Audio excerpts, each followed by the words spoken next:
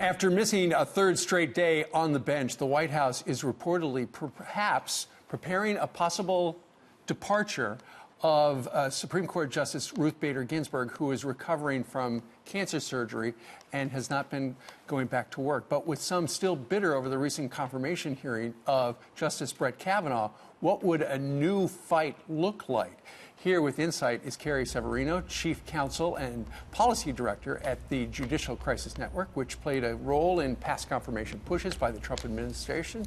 She is also a former law clerk to Justice Clarence Thomas. She knows all about it. Carrie, good morning to you. Good morning. How are you doing? All right.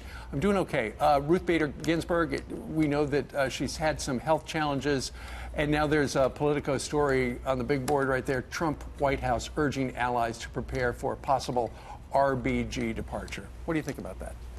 Well, you know, in terms of them saying they're talking to outside groups, we haven't heard anything about it. We've certainly been very involved in this thing. So the White House hasn't reached out to us in any way. To the extent the story is accurate insofar as it says there's people encouraging the president to pick someone off of his list of Supreme Court likely nominees, I think that's something that would concern conservatives a lot. So I'm hopeful that that's not going on. Well, you know, we still hear the name Amy Coney Barrett a lot.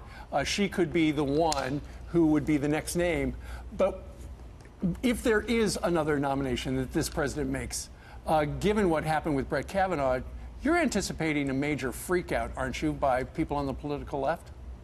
Well, you know, unfortunately, we're seeing them freaking out over pretty much everything this president does. So, you know, whether he would choose Amy Coney Barrett for it, if he has another vacancy, because we honestly don't even know that. We don't. Then, you know, I think they're going to make a big deal out of it, whatever. And, you know, we're seeing some test cases for that already. We saw the obstruction they've given to judicial nominees. I mean, we have 71 judicial nominees. They had to get returned for renomination to the president. We're now over 160 lower court vacancies. That's significantly more than when the president took office. So we're not even keeping up, even with really great pace on getting circuit court nominees confirmed, not able to keep up with the pace of retirement simply because the Democrats have been so obstructionist. So you can kind of see that pattern.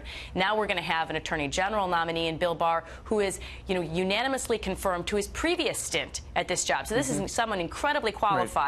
Right. And, you know, we've even got Pat Leahy saying he should get bipartisan support. However, I think this is we're seeing all of these test runs here where the Democrats are going to show how obstructionist they can be. All right. Well, as you said, if there is another opening on the Supreme Court during the Trump years, expect a freak out in 3, 2, 1. Carrie, thank you very much for joining us live. Thanks.